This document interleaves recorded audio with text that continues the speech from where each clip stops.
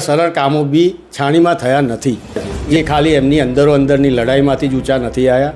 મારું મારું મારું આ જ કરવામાં એ રહ્યા છે કે ભારતીય જનતા પાર્ટીના ઉમેદવાર હોય કે કાર્યકર હોય તે ખાલી લોકસેવાના કામ કરવા માટે કટિબદ્ધ છે અને 24/7 કામ કરતા રહેશે.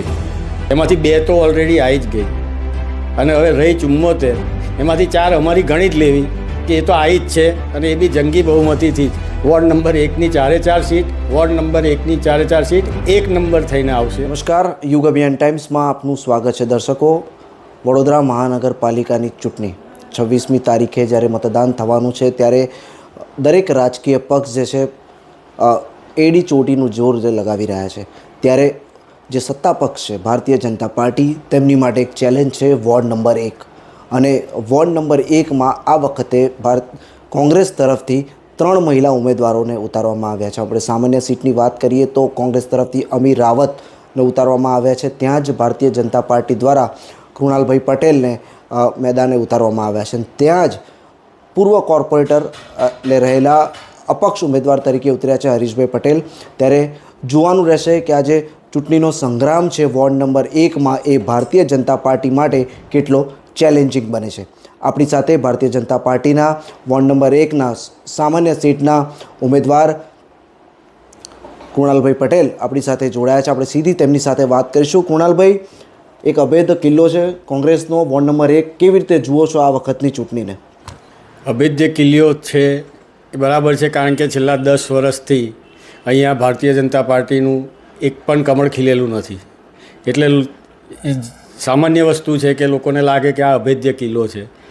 પણ છેલ્લા 4 થી 5 દિવસથી જ્યાં અમે ફેરણી કરી રહ્યા છે, લોકો સુધી પગપાળા જન સુધી પહોંચી રહ્યા છે, ત્યાં લોકોનો પ્રતિસાદ જોતા એ ખ્યાલ આવે છે કે છેલ્લા 10 વર્ષથી કોંગ્રેસના કાઉન્સિલરો પર લોકોએ જે વિશ્વાસ મૂક્યો હતો એ કેટલો ખોટો સાબિત થઈ રહ્યો છે. એક સામાન્યથી સામાન્ય નાનામાં નાની સમસ્યાઓનું નિરાકરણ તેઓ 10 વર્ષમાં પરિપૂર્ણ કરી શક્યા નથી. આ મારી વિચારસરણી લોકોનો પ્રતિસાદ છે. એટલે લોકો સમજી ચૂક્યા છે કે હવે 10 વર્ષ ઘણો સમય આપ્યો, આ વખતે તો ખાલી વોર્ડ નંબર 1માં ભાજપની પેનલને જંગી બહુમતીથી જીતાડીને લાવવા જ છું. સાથે સાથે આપણે વાત કરીએ અપક્ષ ઉમેદવાર તરીકે છાણીના જ હરીશ પટેલ જે કોર્પોરેટર રહી ચૂક્યા છે તે પણ મેદાને છે. તો આ પ્રકારે તમને વાત કરીએ તો કોંગ્રેસ તો ચેલેન્જ હતું જ અત્યાર સુધી, પરંતુ હવે અપક્ષ ઉમેદવાર હરીશ પટેલ પણ, તમારી સીટની વાત કરીએ તો એક ચેલેન્જ કેવી રીતે જુઓ છો? હું પોતે છાણીમાં જ રહું છું. સામાજિક સંબંધો બી છાણીમાં ઘણા છે. બાળપણથી અહીં રહેલો છું, એટલે એ બહુ મોટી ચેલેન્જિંગ નથી. છેલ્લા 2 દિવસમાં છાણીમાં બી અમે ગ્રુપ મિટિંગોને કરી છે. ગ્રુપ મિટિંગોમાં બી કેટલીક સમસ્યા આવી છે જે હાલમાં ખાલી જાણ કરીએ તો બી પૂરી થઈ શકે. એટલે આચારસંહિતા પહેલાં નંદનગરની પાસે આવેલ ફ્લેટમાં અમે જ્યારે મિત્ર વર્તુળમાં ગ્રુપ મિટિંગ કરી હતી, એમની જે સમસ્યા હતી એમને જાણકારી આપવા અમને બોલાયા હતા. ત્યારે તો ઇલેક્શન નક્કી થયું નહોતું, અમે બી ઉમેદવાર તરીકે નહોતા. એક ગટરનું ઢાંકણું બદલવાની ખાલી અધિકારીને જાણ કરવાની એક એ હતી, જે જાણ અમે કરીને બીજા દિવસે ઢાંકણું ફિટ બી થઈ ગયું. તો કહેવાનો મતલબ એ છે કે આવી નાનામાં નાની વસ્તુ જ્યારે ખાલી દિશા નિર્દેશ જ કરવાનો છે અધિકારીને અને કામ થઈ જતું હોય છે, એટલા સરળ કામો બી છાણીમાં થયા નથી, જે લોકોનો રોજ અમે રૂબરૂ અનુભવ્યો છે. વોર્ડ નંબર 1માં જે છે છેલ્લા 10 વર્ષથી અમીર રાવત કોર્પોરેટર રહી ચૂક્યા છે. ત્યાં પુષ્પાબેન વાઘેલાની વાત કરીએ, પુષ્પાબેન છેલ્લા 20 વર્ષથી કોર્પોરેટર તરીકે કામ કરી રહ્યા છે.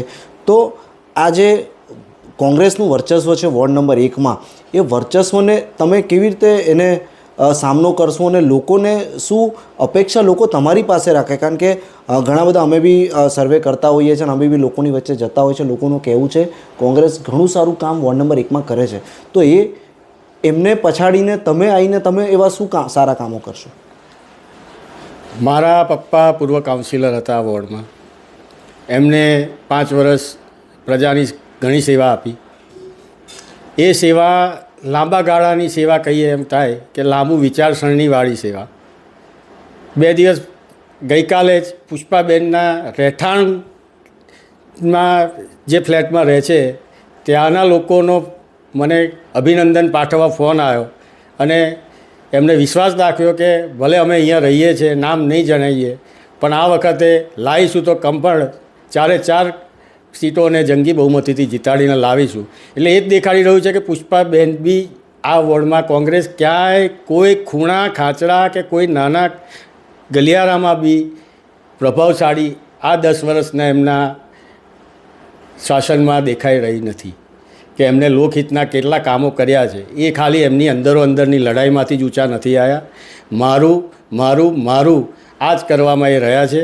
એટલે હું માનતો નથી કે વોર્ડ નંબર 1 જે 10 વર્ષનું શાસન નહીં હોવાથી લોકોને ચેલેન્જિંગ લાગે છે એ અમને લોકોનો પ્રતિસાદ જોઈને લાગે. વિકાસના કામોની વાત કરીએ, કેવા પ્રકારનો વિકાસ તમે જો આવશો ચૂંટાઈને તો તમે કરશો? લોકો શું અપેક્ષા તમારી પાસે રાખે કે તમે શું નવું કરશો? ભાજપ ક્લેમ કરે છે કે અમે વિકાસ કર્યો છે અને ગુજરાતને અને વડોદરાને વિકસિત કરીએ જ છીએ. તમે શું એમાં ઉમેરો કરશો? જો ભારતીય જનતા પાર્ટી એક કર્મઠ કાર્યકરની પાર્ટી છે. દિલ્હીમાં બેઠેલા મોદી સાહેબ જીતીને આવ્યા પછી ક્યારેય જાતિ ધર્મ ક્યારેય નહીં, જે 18 કલાક સતત મહેનત કરીને આજે દેશનું નામે રોશન કર્યું છે. કેટલીક એવી કમિટમેન્ટવાળી વસ્તુઓ હતી 370થી માંડીને બધી જ એમને પરિપૂર્ણ કરી છે. અને એ કર્મઠતા એઝ અ કાર્યકર અમારામાં બી આવી છે. અમે બી કામ કર્યું છે. છેલ્લા 10 વર્ષમાં અમારે ત્યાં પેનલમાં કાઉન્સિલર નહીં હોવા છતાંય લોકો જ્યારે એમની સમસ્યા લઈને અમારા જોડે આવતા, મારા પિતાશ્રી જોડે આવતા કે અમારા વોર્ડના પ્રમુખ મહામંત્રીઓ જોડે આવતા, તો એ વસ્તુને લઈને એ સમસ્યાઓનો નિકાલ લાવીને અમારા અનુભવ, અમારા જૂના કાર્યકરોના અનુભવ થકી, જૂના પૂર્વ મેયર પૂર્વ કાઉન્સિલરોના અનુભવ થકી, પૂર્વ ધારાસભ્ય હોય કે અમારા હાલના ધારાસભ્ય કેયુરભાઈ રોકડિયા હોય કે સાંસદ સભ્ય શ્રી હેમાંગભાઈ જોશી હોય, એ દરેકની ગ્રાન્ટોમાંથી લોકોના કામ પરિપૂર્ણ કર્યા છે. અને એ લોકોએ જોયું છે કે ભારતીય જનતા પાર્ટીના ઉમેદવાર હોય કે કાર્યકર હોય તે ખાલી લોકસેવાના કામ કરવા માટે કટિબદ્ધ છે અને 24/7 કામ કરતા રહેશે. 76 સીટો માટે આ જંગ થઈ રહ્યો છે. 2 સીટો ઓલરેડી બિનહરીફ થઈ ગઈ છે. 74 સીટો પર મતદાન થશે 26 એપ્રિલે. શું માનો છો, 74માંથી 74 આવશે? 76માંથી 76 આવવાની વાત તો પાકી જ હતી. એમાંથી 2 તો ઓલરેડી આવી જ ગઈ અને હવે રહી 74. એમાંથી 4 અમારી ગણી જ લેવી કે એ તો આવી જ છે અને એ બી જંગી બહુમતીથી જ. વોર્ડ નંબર 1ની 4 સીટ, વોર્ડ નંબર 1ની 4 સીટ એક નંબર થઈને આવશે. અને 70 માટે બી મને વિશ્વાસ છે કે વડોદરામાં 76 સીટ આજે વિપક્ષ રહિત પાર્ટી કે બોર્ડ બનશે એવી મારે આશા પૂરેપૂરી છે. કુનાલભાઈ, ખૂબ ખૂબ આભાર. આપે આપણે કિંમતી સમય આપ્યો. તો આ હતા કૃણાલ પટેલ, વોર્ડ નંબર 1 ભારતીય જનતા પાર્ટીના સામાન્ય સીટ પરથી ઉમેદવાર છે અને ખૂબ મોટી ચેલેન્જ છે. ભારતીય જનતા પાર્ટીએ તેમના પર વિશ્વાસ દાખવ્યો છે અને વોર્ડ નંબર 1માં તેમને સામાન્ય સીટ પરથી ઉમેદવાર તરીકે તેમને નિયુક્ત કર્યા છે. જોવાનું રહેશે. વોર્ડ નંબર 1 એ કોંગ્રેસનો ગઢ છે અને આ કોંગ્રેસના ગઢમાં ભારતીય જનતા પાર્ટી ગાબડું પાડી શકશે કે નહીં તે જોવાનું રહેશે. મતદાન 26 એપ્રિલે થશે. મતગણતરી જે પરિણામ છે તે 28 એપ્રિલે આવશે. જોવાનું રહેશે કે આ કોંગ્રેસના ગઢમાં ભારતીય જનતા પાર્ટી કેવી રીતે એ ચેલેન્જને એક્સેપ્ટ કરીને લોકોનો વિશ્વાસ કેવી રીતે જીતશે અને આ વખતનું પરિણામ વોર્ડ નંબર 1માં શું આવશે. શું ભારતીય જનતા પાર્ટી કોંગ્રેસના આ 4 ઉમેદવારોને હરાવી શકશે કે નહીં, અને જો હરાવી શકશે તો ત્યારબાદ આ વોર્ડ 1માં કેવા નવા વિકાસના કામો ભારતીય જનતા પાર્ટી દ્વારા કરવામાં આવશે તે હવે જોવાનું રહ્યું. વધુ વિગતો સાથે ફરીથી મળીશું. યુગ અભિયાન ટાઈમ્સ જોવા માટે ખૂબ ખૂબ આભાર.